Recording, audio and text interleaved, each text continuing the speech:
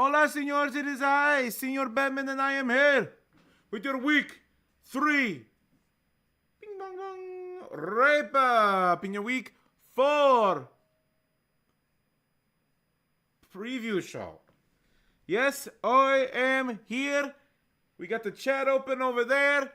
It's over here if you're looking at the, the feed. I can see your comments as they're coming in. So I'll try to address this a little bit better going forward now that I have this set up here. Some things changing on the show today. I'm adding more. Yeah, you're like, wait a minute. Senor, last couple of weeks, you've been talking about shortening the show, cutting it up. I was going to do in 2 separate shows. It just didn't work out. I could have just done the wrap-up today and the preview tomorrow, but I figured, screw it. We'll do it all at once. What's it matter? I've got some ideas, but regardless, wrap up today, preview show today.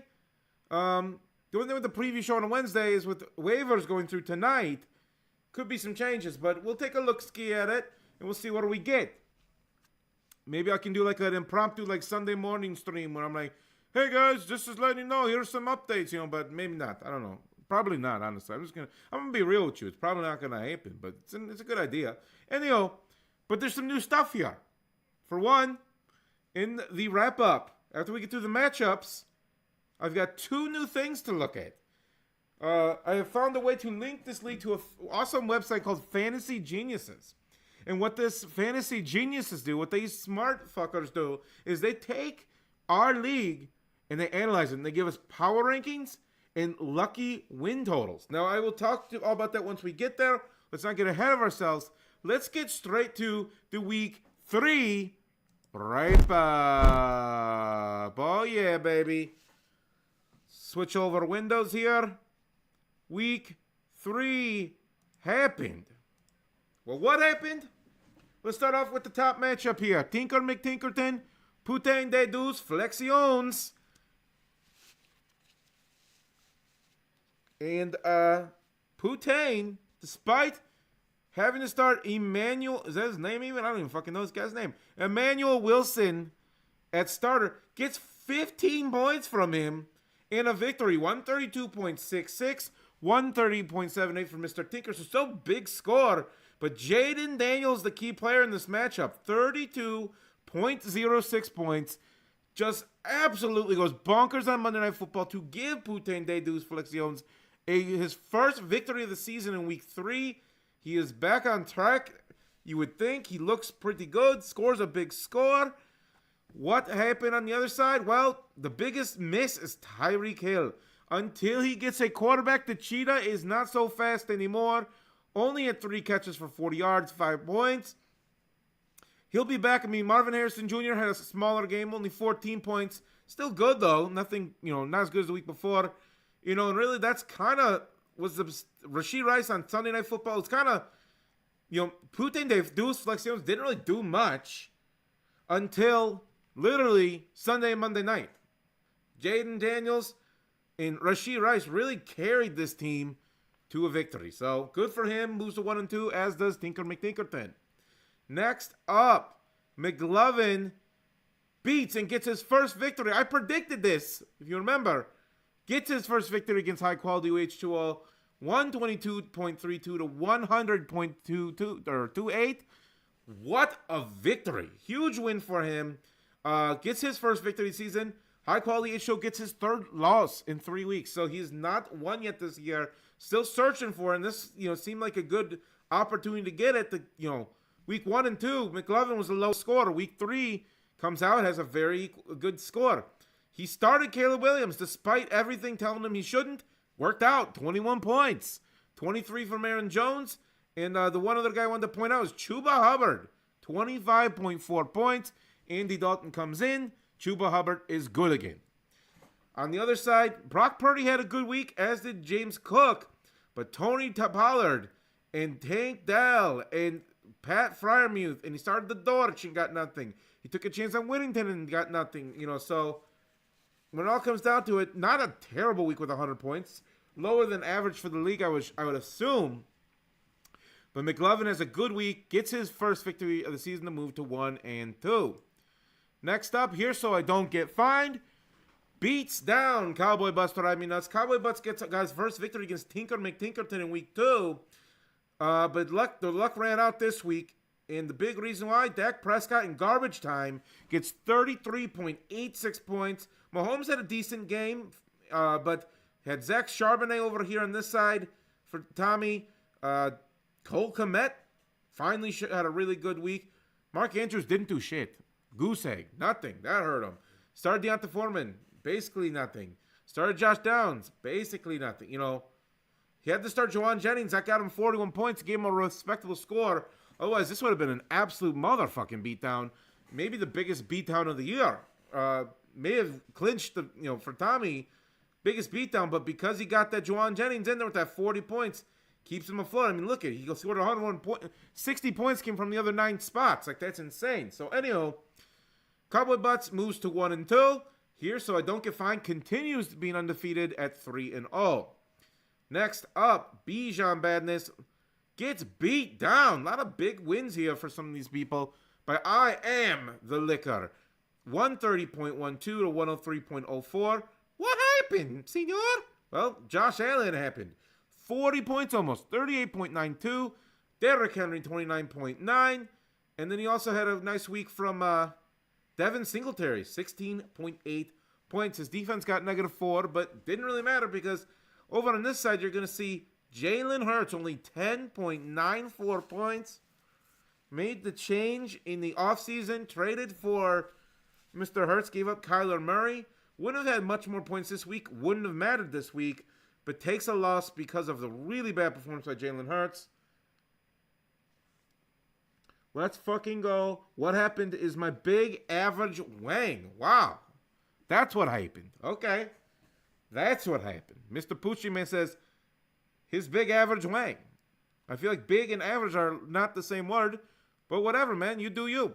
Anyhow, Montgomery had a good week. I mean, he had some good, okay players, but he didn't have anyone really go off. Cooper went off, I guess. But Raheed Shaheed took the chance. Goose egg. Nothing. That fucked him pretty bad. 1.9 from Hunter Henry. Tried to ride that tight end, from the last week. But just really what it came down to is Allen and Henry, most of all, just both scoring basically over 30 points. Just insane. Just big weeks for those two guys. I am the liquor. 2-1.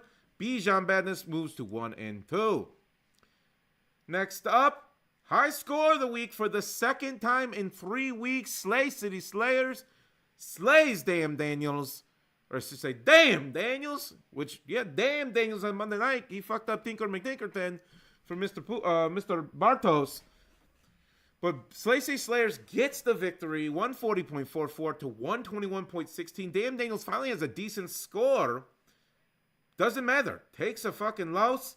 Both of them had 31 points for their quarterback, so that was good. Kyron Williams, 30 points. Taylor, 26. Right here, it's going good. But then you're going to see Neighbors, 24 points. Won't you be my neighbors? And he's got Chris Godwin with a touchdown, 14.3 points. Al Lazard with 12 points. 11 from the Seattle defense. So, pretty good. But, literally it was pretty top-heavy up here, and then it didn't continue through. So, Damn Daniels would have had a pretty good week, probably facing anyone else. But, well, there's 3 other teams that scored over him, I think. Maybe 4. But regardless, Damn Daniels puts up a respectable week, but still takes a loss. The Slay City Slayers went off. Slay City goes to 2-1. Damn Daniels to 1-2. And we're moving on to our final matchup. Both these teams went in undefeated. Who would come out? The reigning Sacco is 3-0. Sound the alarm. Call the police. Have this man arrested. He wins 107.48. Truly a garbage score to 88.72. The worst score of the week. Bill Cosby comes in undefeated. Lowest score of the week. Can't hack it. Can't do it. Just has a bad week. It happens. Team was clicking before. This week, they do not. 88.72 points is all he is able to muster. Boax Pitt gets the win with 107 points. That's what one of these lucky wins are, I would call it. So, these standings. Here so I don't get fined. I almost said here comes the moose. I'm used to that old name. It's not there anymore. Here so I don't get fined. And Boax Pitt, both undefeated, 3-0. Both those teams to my recollection, were not playoff teams last year. So 2 teams up at the top. Your top scorer for the year so far, in sitting in 3rd place, tied with I Am the Liquor and Bill Cosby at 2-1, is Slay Slayers.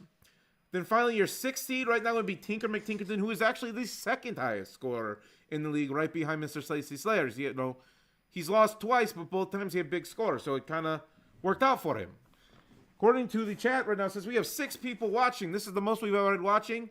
Pretty insane. But then rounding it out at 1 and 2, you got Putain de Du Flexiones, Bijan Badness, Cowboy Butts that I mean much, Nuts, Damn Daniels, and McLovin all at 1 and 2, as I said. And only one team has not won yet, and that is High Quality H2O. Seems like the High Quality H2O is more like Low Quality H2O. Can't get the victory.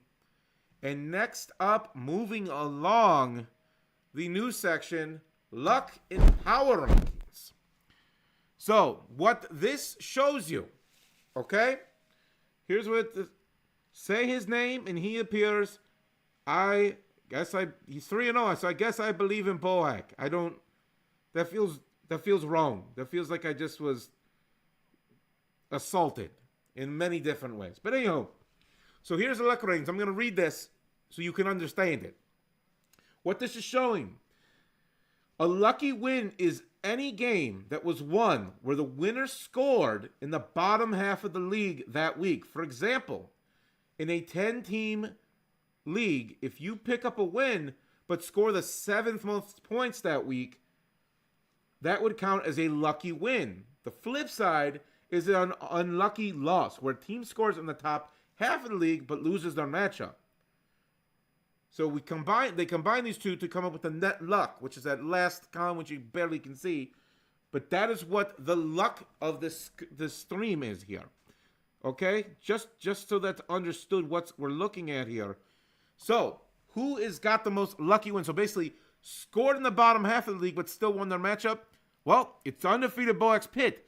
He actually has the best net luck in the league right now at 2-0. Out of his 3 wins, 2 of them were lucky. He scored in the bottom half of the league. Mr. Pucci says, here comes the whites. Okay. Here they come. Anyways, they're lucky. We were talking about luck. You're right. Anyhow, so Bohack's 2 of his wins, he scored in the bottom half. So he's got 2 lucky wins. Here, so I don't get fined, who is also undefeated, has 1 lucky win of his own. No one else in the league has any lucky wins. So your 2 undefeated teams right now, both have lucky wins. Bohack has 2. So best net luck right now in the league is Bohack. He's lucky. He's got a horseshoe up his asshole. He is doing it. Okay? Remember, this doesn't really mean anything. It's just showing that, hey, if they would have faced someone else, they probably would not be undefeated. So anyhow, as far as unlucky players, we got 3 teams all tied with 1. Tinker McTinkerton scored in the top half, still lost. Cowboy Butts Driving Nuts, he's got 1. And Damn Daniels also has 1. All 3 of those teams have been in the top half of scoring at one point. For Damn Daniels, I believe it was in week 3, and still lost. So it was just matchup luck. That's what this is. Now, that's your luck report, okay? I don't know if I'll do this every week. Maybe I will. We'll see. But that, if you like it, let me know, and I will keep it going. You can see who's the lucky fucks in this league. Who's getting fucked? Like, because it's a thing. Because once you see this luck thing, the next thing, which is power rankings. Well, I'm trying to get this up. Power rankings. We'd scoot this baby this way so we can see a little better. Okay. Live editing. Tell me another show that does it.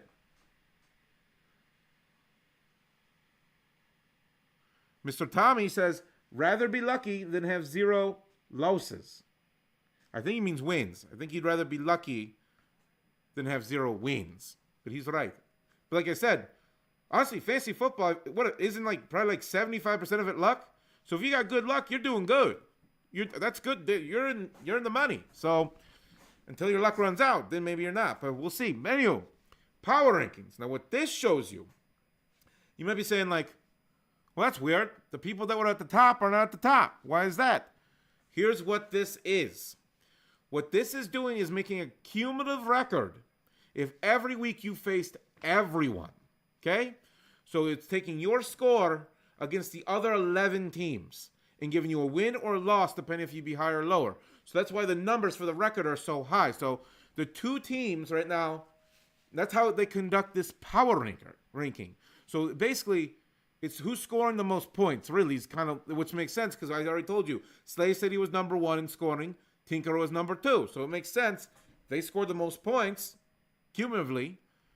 But it also shows consistency, too. So it's kind of a cool ranking to see where you're really kind of at. Who are really the good teams, who are not. So number 1 and 2 tied at 24 and 9. So basically, if they would have faced everyone all 3 weeks, they'd have 24 wins, 9 losses. And then Mr. Bohek says, lucky these nuts. Okay. Hey, I'm reporting the facts, my friend. Okay? I already said I believe in you. Like, dude, is that like now you're fucking, maybe not. Maybe I think you're shit. Maybe that's what I think, okay? Anyways, next up, third place with a 20 and 13 record cumulatively, if you're following along here, is Mr. Tommy Whedon here, so I don't get fined. So lucky and also good, because he's third on this list. Box Pitt, super lucky, 2 lucky wins, but fourth on this list at 19 and 14. So we're still above 500. Then we get to Putain de du Flexions, 18 and 15 for his record. Then we got 2 more teams above 500. I am the liquor, and Cowboy Butts Drive Me Nuts, sitting at 17 and 16 each.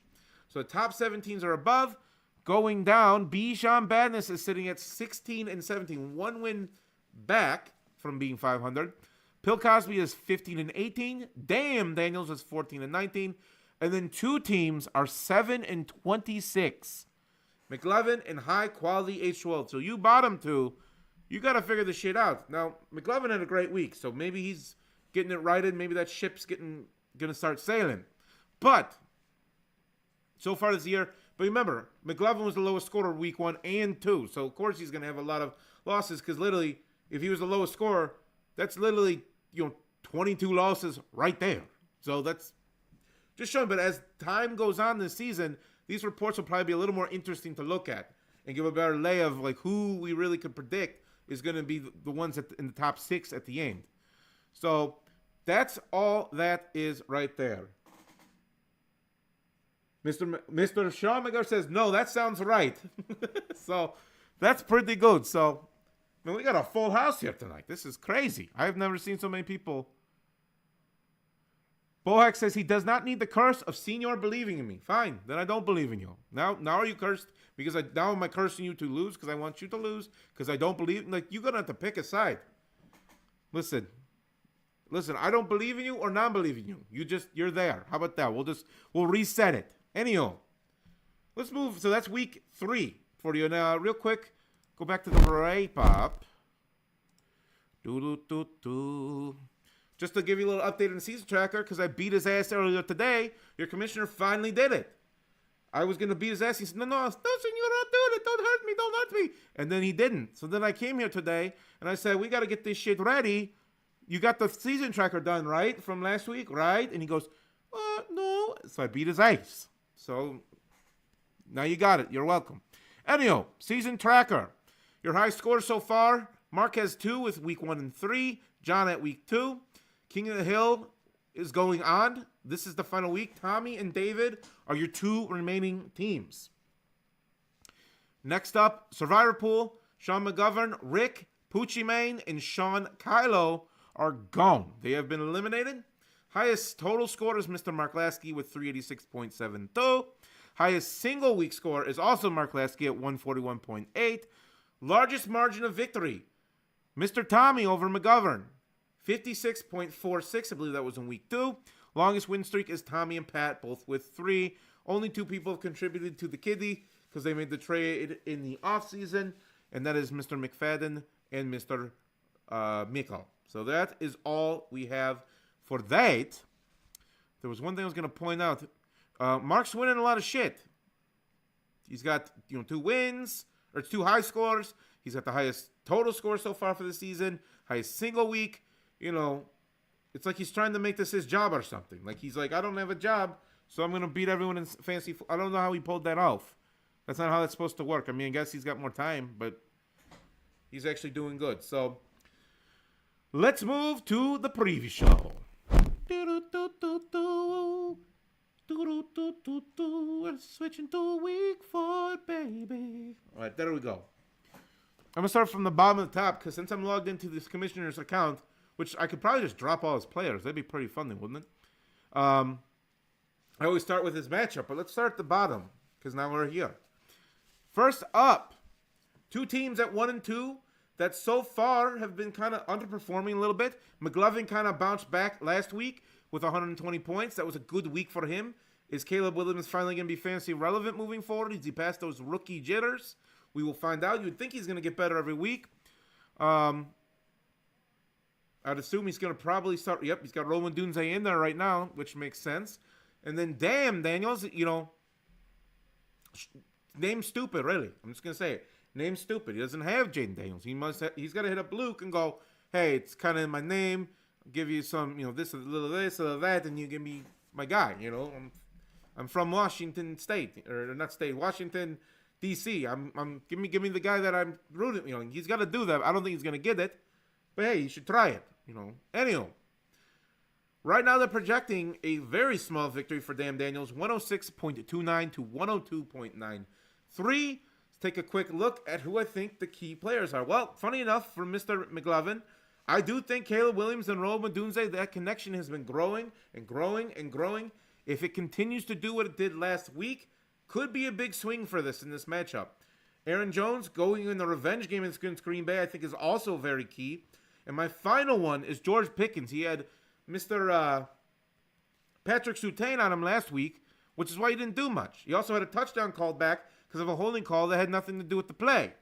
So, you know, last week you might look at his scores and go, oh, he only had 8.2. That's not that great. And then week 2 against Surtain, excuse me. Last week he did not. It was week 2 he had Surtain only at 3.9. Then he had 8.2 last week. But, you know, that Steelers team is getting more gelled. You could see Pickens being a big deal. If he is, I think it could go very, very well for him. Next up, over on the other side, Joey Burrow against Carolina. They're looking for their first victory. He needs a big game. I think he could get it here. Kyron Williams against Chicago. Tough defense, but Jonathan Taylor did have a good week. So maybe Williams, and really, who do they got left? It's really Kyron Williams. So we'll see. Mason against New England should be a pretty solid play. You got Mike Evans, who's kind of been missing. So we'll see what happens to him. He did show up on the injury report today. Trey McBride is going through concussion protocol, but if he plays against Washington, should be a killer matchup. I do not believe he has anyone else on his team. Oh, he's got Zach Ertz against Arizona, which would probably be an okay sub if he didn't have McBride. But if he doesn't have McBride, I do think there's a step down. Man, who do I think is going to win? This is honestly a really tough one to call. I do think it's going to be very, very close. Man. I mean, Metcalf against Jameson Williams on Monday Night Football, that's going to be key. If Trey McBride is good to go and plays, I think Dan Daniels gets the victory. If he does not, I think that could be the difference in that. Also, Caleb Williams, Keenan Allen practiced today. Should be back for Sunday, you would think, if he's already practicing on Wednesday. So if that's the case, could maybe spell difference for Roma Dunze last, but Caleb Williams would still be pretty good. So I guess we'll see. If he can repeat what they did last week, could be pretty, take away those 2 interceptions, that's going to be a killer game. We'll see what happens. I mean, there's a lot of ifs on this matchup that's really making it hard for me to predict, but like I said, if McBride plays, I'm going to say Dan Daniels gets the victory, but if not, I'll give it to McLovin. Next up, high-quality H2O, Itchy Beard. Facing off against Cowboy Butts Drive Me Nuts. Cowboy Butts has got 1 victory and a bench full of injured players. High-quality H2O has no victories and is very desperately trying to get in the win column and get this ship righted before it gets lost. Now, we've had people in the league before, I think that's lost like the first 5 or 6 weeks and still made the playoffs. I believe Luke Bartos. I believe at the time he was Anamush and Neo. Won the whole entire league And he started with like 4, 5, 6 losses. So it's not over if he doesn't win this week, but the pressure's on. They do think he'll get a narrow victory, 103.97 to 102.24. Let's see what will happen here. Brock Purdy, Patrick Mahomes. Mahomes is just kind of all over. He had 20 points last week's show, and that was the first game without Isaiah Pacheco. We will see. Kareem Hunt should be playing. Maybe that'll add a little bit to the run game. I'm not sure. We will find out. But honestly, I think Purdy's going to have to throw. So I think against New England, I mean, Aaron Rodgers just had a really great game against him. I think Purdy will too. Whereas Mahomes, I kind of think is a flip of the coin. James Cook against Baltimore should be tough. Pollard against Miami should be tough, but okay. Dobbins against KC should be really tough. Kamara showed up on the injury report, but he's facing Atlanta, so if he plays, as long as he plays, he should be good. Jefferson and Dell, Jennings, Judy. Can Jennings repeat? I'm not sure. If Debo plays, I don't know if Jennings repeats what he did last week, but I still think he'll probably be an okay play. Keenan Allen could be back, so he might start him. I don't know if he's in his lineup currently right now. No. One more key player is what I see here. Honestly, I think Cleveland, really both these defenses could have really big weeks, which could swing things too. If Walker plays, that's big. If Allen plays, that's big. I mean, that being said, Walker is facing Detroit, which is a tough run defense. You can pass on them, but you can't really run on them. So, just saying, that's probably not going to be good. Keenan Allen, though, if he plays, he's good. He's healthy. Maybe took a couple weeks off to get 100%, and he's good. Then, you got to play him then, and he should be solid, you'd think. The offense has come a little bit of a ways since then, his last play time. So, I think there's a lot more ifs on the Cowboy Butt side. So I'm going to say high-quality H2O gets the victory. I don't think it's going to be a flashy one. I don't think it's going to be a big one, but I do think he gets the victory, get his first victory. Next up, Here's So I Don't Get Fined. Putain de du Flexions. Here's So I Don't Get Fined is trying to hold on to his undefeated record. Putain de du Flexions got his first victory. His team is starting to kind of come together and break out a little bit. Can he get his second victory and dethrone the top team in the league right now? Let's take a look. Well, Prescott is facing the Giants. Should be good. Pet Chevy Racing says, can we do polls in the chat? If it allows you to do polls, go for it. I do not care. I don't know. Can I do it from here? I don't see a way to do it.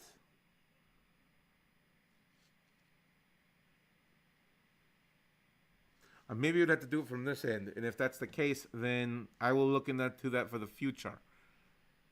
Can I do, let's see,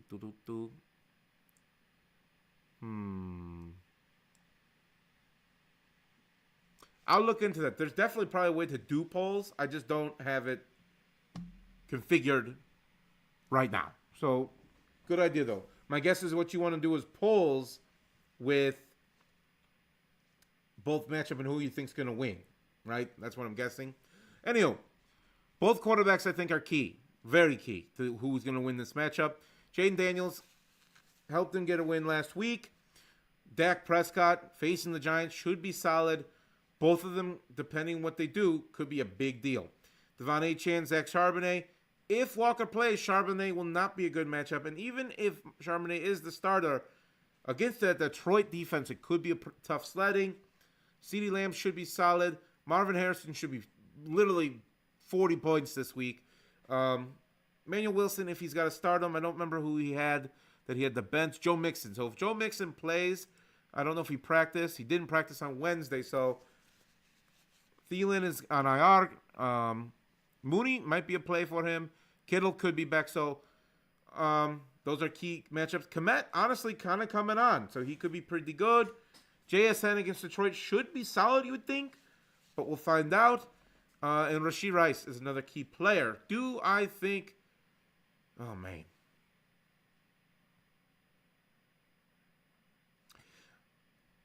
Oh, man. I hate to do this. But I'm only going with my gut on these. I think Putain de du Flexions gets the upset. And I know that they're only projecting like a less than 7-point victory for Here So I Don't Get Fined. But I just really think his team just some of the matchups over here. I mean, Lamb and Prescott alone could maybe carry him to a victory. But A-Chain against Tennessee, I don't know if Tyler Huntley plays. Maybe that makes that a little bit better. But Charbonnet could be not good at all. Waddle, I feel like you can't even start him right now until, they figure out the quarterback situation. JSN should be fine. Worthy is kind of, some weeks he's worthy, some weeks he's not. Bears defense should be solid against that Rams offense that's missing both their top receivers. But then again, the Jets against Denver should be very good. Rashee Rice against the Chargers should be pretty good. So, Dane Daniels against Arizona, I think he's going to have to throw. So it's going to be very interesting. So I think I'll predict Putain de Duflexions gets an upset, very close victory. I think after Thursday Night Football, that'll be a lot clearer what's going to happen. So anyway, next up, Slay City Slayers versus Bill Cosby. Bill Cosby got his first loss last week. Slay City Slayers had his second high score last week. They're projecting Bill Cosby to have a really good week, actually. 114.12 to 101.48. Let's predict it out. So, yes, Stroud has a great matchup. Sam Darnold does not really. I mean, he's got facing Xavier McKinney and Jar Alexander. And, that's going to be a tough sledding. If Darnold can do it against Green Bay, start thinking, that's going to be big. 4 weeks in a row, Senor has picked me to lose. I'm sorry, man. You're right. But hey, maybe that's good for you because you're 3-0. I've been wrong 3 times about you. Maybe I'm wrong a 4th. Okay, maybe 4 times. Maybe you want me to pick against you every week. And it's just like, hey, fuck Senor. He picks me to lose every week. And every week he's wrong. And he's a stupid bitch, So there you go. Anyhow, Jonathan Taylor, shit matchup against Pittsburgh. I don't think he'll do what he did last week. That could hurt him big time. Rashad White, not very consistent, losing carries and opportunities to Bucky Irving. Not looking too great for him. Over on this side, Zach Moss against Carolina should be a very solid play. Travis Etienne should be okay. Nothing crazy, I wouldn't think. Chris Olave against Atlanta. He kind of came back. Neighbors against Dallas, I think, is going to be pretty good, actually. Dallas is pretty good at pass defense, but Neighbors he's just getting so much volume that it doesn't really matter. Reed, I think, should be solid. Diggs against Jacksonville should be solid. Njoku, likely. I'm likely not to think that's a good one. Likely has been good 1 week, and the other 2, you're upset you started them, so maybe I could see him picking up someone on the waiver wire. If Njoku actually plays against Las Vegas, could be pretty solid. Couple here, just seeing if there's anyone that really sticks out. Not really. I'm guessing he'll probably be switching his defense tonight when waivers go through. So, is there any injured players that he might be starting? Maybe Deontay Johnson, I could see him starting. Oh, he'll probably start Jake Ferguson at tight end. So maybe he won't be going after tight end. But anyhow, moving along. They're projecting a pretty good victory here for Bill Cosby. I don't think he's going to get a big victory, but I do think he's going to win. Go to 3-1. Slay City back down to 2-2.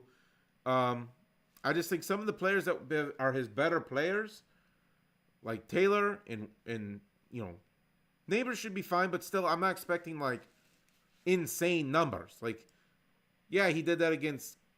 Well, Cleveland's pretty good. Washington's trash though, so that makes sense. But I could just really see, I don't know. It also depends how good Dallas does. If Dallas, to go to Tommy's matchup for a second here, if Prescott and Lamb just go insano mode, all right, like I said, could carry him to a victory, but I think they'll do good. I just don't know if they'll go insano mode, all right. So, but regardless, I think Bill Cosby gets the victory. Slacey Slater takes a loss, and then we move on to Bohax Pitt versus Bijan Badness. Bohax Pitt, can he keep his victory? These two teams right now, so far from what I've seen, the two highest projected scores, let's just verify this, which would make that our matchup of the week. Bohax Pitt, 3-0. Bijan Badness, 1-2. Trying to get his second victory, go back to 500. Let's take a look. See, Lamar Jackson against Buffalo. Honestly, not expecting a crazy week for him. Jalen Hurts against Tampa. Should be better than last week. Here's the thing, though. There's a caveat to that. He needs Devonta Smith or A.J. Brown back or both. And that's not necessarily going to happen. So we got to see what happens there. Brees Hall against Denver should be okay, but Denver is a pretty decent run defense. Josh Jacobs against Minnesota. Minnesota has quietly, in a way, become a really good defense. So Jacobs could have a bad week. Wilson getting mixed in kind of is weird. It'll be interesting to see there. Robinson against the Saints. He gets enough volume where he should be okay. Montgomery seems to get 15 points every week at least, so should be fine, although Seattle does have a good defense. Chase against Carolina should repeat what he did last week. McLaurin against Arizona should also be pretty solid if they use him like they did last week or on Monday night. Nico Collins against Jacksonville, that's a really good matchup. He should be pretty good. Devontae Adams against Cleveland. Well, last week, Neighbors tore him up, so if they do the same thing with Adams, he could tear him up. Kincaid, Henry. My guess is he's not going to start Henry. I don't know if he'd start him again, especially against San Francisco. But Kincaid, seems to be doing okay. He's starting to come alive. Robinson against Arizona. I actually really like that matchup. They just lost Justin Jones on Arizona, and Austin Eckler might be out. So Bijan Robinson might be getting all the work there. Higgins against Carolina, didn't do a whole lot against Washington, which would have been a really good opportunity, but it was his first game back against Carolina. I could see that actually happening. Cooper against Vegas should be good. He's got the best kicker in fantasy football. Brandon Aubrey has scored more points, right, this year, right, than Tyreek Hill, just to show you how good he's been. Fairbairn is also a very good kicker. He's a top 3 kicker in the league scoring format of the league. Yeah, he's kicker number 3. So that all being said,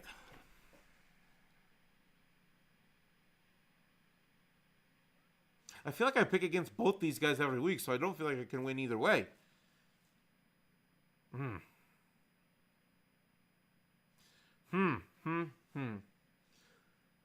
Yeah, this should be a really good matchup. I'm gonna. My heart is telling me Bijan, but it's close. So I'm gonna go Bijan badness, but I won't be shocked if I'm wrong on this one. Let's just put it that way. I won't be shocked if I'm wrong. Next up, last but not least, Tinker McTinkerton versus I Am the Liquor. Tinker is 1-2. Liquor is 2-1. 118.79 is what I Am the Liquor's projected to 113.77 for Tinker McTinkerton. Let's take a look. Kyler Murray facing Washington should be a great matchup, but so is James Conner, which should also be good. Josh Allen against Baltimore. Baltimore's a decent defense, but I still think Josh Allen will be pretty damn good. Gibbs on Monday Night Football should be solid against Seattle. He's getting a lot of work. They're using him in, a lot of different ways. Barkley right now is the best running back in fantasy football. Tampa is a all right matchup. It's not bad. It's not really good. So we'll see how he does there. Derrick Henry against Buffalo. Again, Buffalo, kind of a tougher matchup, but I think he'll be okay. Ayuk, we'll see if he can bounce back. I don't know if he will or not. St. Brown, as long as Jameson Williams doesn't take everything, should be good. If Laporta plays, hopefully he can get back on track for him. Bowers kind of had first 2 weeks were great. Week 3 took a little bit of a dip. We'll see if that returns back to what it was. And there was one other player I wanted to point out.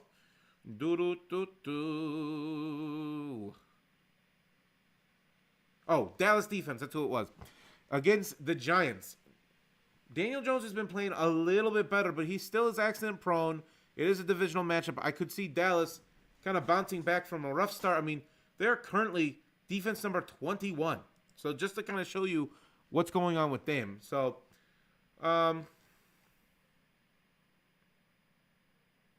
fortunate for Tinker, I think he's going to be 1-3. I think I Am the Liquor gets the victory. What it really comes down to is I just think Tyreek Hill is really an albatross for this man's team. You can't really bench him, but you also can't really start him, But you have to start him because he's Tyreek Hill. He could go off, he could catch one little bubble pass, juke one guy and be gone for 80 yards. So he's gonna start him against Tennessee. He'll have Snead on them, L'Jarius Snead. So I don't know. Could be another 5-point week for him, but if not, could be pretty solid. So if he, maybe Tyler Huntley starts and that changes things and it's a little bit better. And if so, maybe that's what all Tinker needs to get the victory. But Until then, I'm going to say I am the liquor gets the victory. Okay, I am done. This was way longer. Maybe I will do what I did this week, but split it up. This was 42 minutes. Thank you all for watching. I mean, a lot of people were watching, chatting. This is what I envisioned when I went back to being live. So thank you. Hope to do this every week. I'm thinking from now on what I will do is maybe I'll try to do the wrap-up on Tuesday and the preview show on Thursday. And I'll try to get on here. Maybe, Thursday Night Football will be going, but, whatever. You can have me here and Thursday and your football, whatever. We'll figure it out. Anyhow, I wish you all good luck. And until next time, adios.